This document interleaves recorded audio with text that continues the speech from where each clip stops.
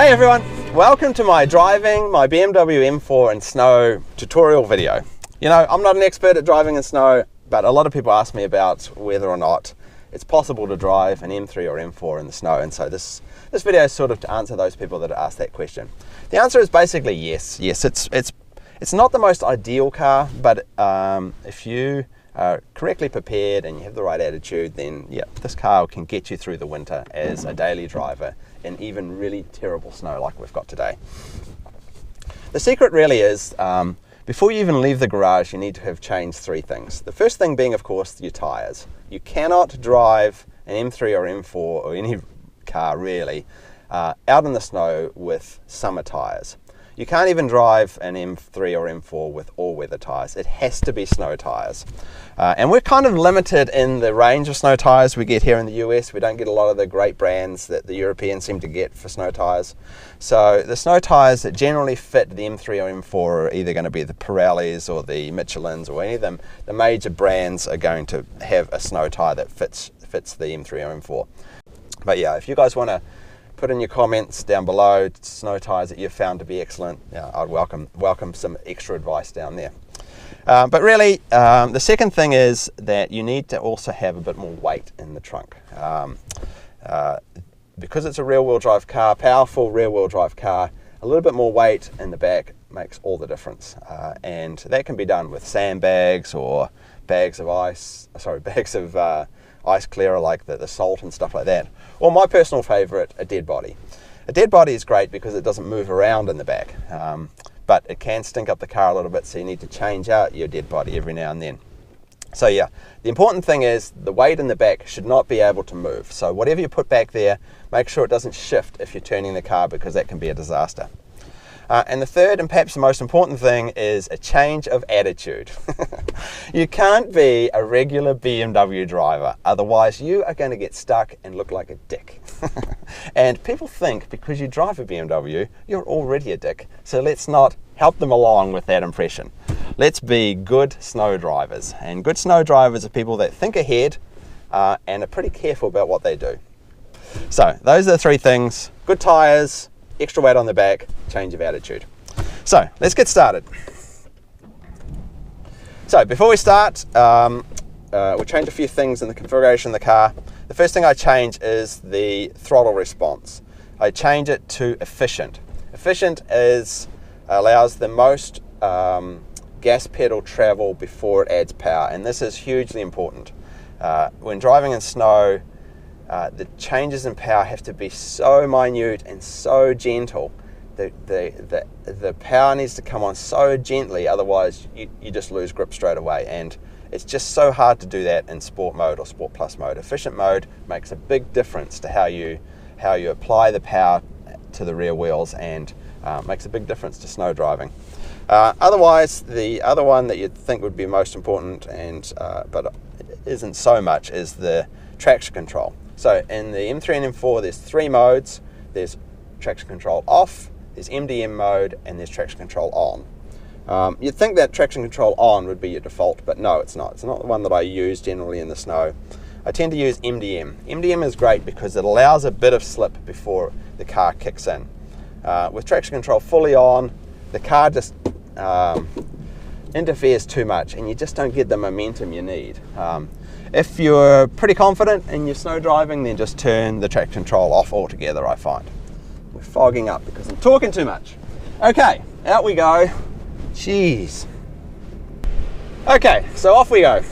Before you set off, make sure you've got decent visibility in all the windows. It's a big deal when driving in snow, is that the windows get either fogged up or snow on them, and then you lose perspective as what's around you. So yeah, clear off your windows before you get started, and you have to stay on top of the rear demister. Stupid BMW, the demister turns off after a few minutes automatically, so you got to keep hitting that rear demister, otherwise your back window's going to fog up or get snow all over it. Okay, we'll wait for this car to go, and into reverse we go, and we back her out.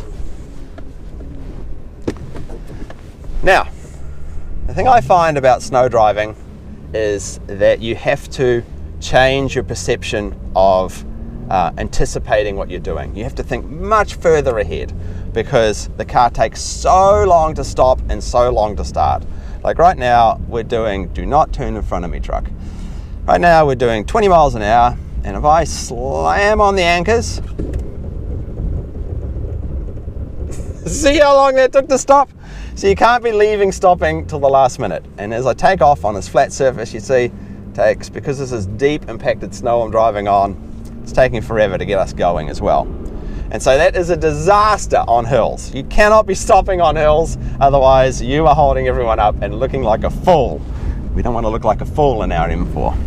So here we've got a hill coming up, and I'm anticipating the hill, so I'm keeping momentum. Momentum is our friend and our enemy. Momentum is our friend because it will help us get up the hill, but it's our enemy if we stop.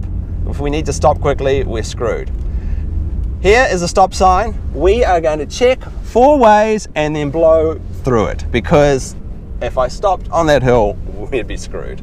So there's a little bit of breaking the law required as well sometimes. But otherwise, we're cool, you know. In MDM mode, you know, if I put my foot down, the car's not letting the backslide out, but it's getting enough power to the wheels that I can keep up a decent amount of speed, and we're all good. If I take the traction control off altogether, now I've got to be a bit more careful. You see, as soon as I touch the gas, the rear end slides out, which is fun, but you know, we're trying to stay on the road and get to where we're going here. Around this corner we go. On the highway, certainly keep it in MDM mode. Do not have it in traction control off on highway. It's just too dangerous. It's too tricky to keep your gas pedal, you know, touch so light, and you know, you at highway speeds, you really want to make sure you're being as safe as possible. But here we are on the back roads, and you know, we're doing all right. It's deep impacted snow. We're getting around. We're surprising a few 4-wheel drives by passing them. You know, we're doing all right. But as I said, it's all about thinking ahead. So I've got a stoplight coming up, and it's miles away. Oh, it's turned green, luckily. But yeah, I can't just be hitting the brakes in the way they would normally be. I need to be thinking 3 or 4 times further ahead. Otherwise, I'm just never going to stop in time. I'm going to rear end somebody.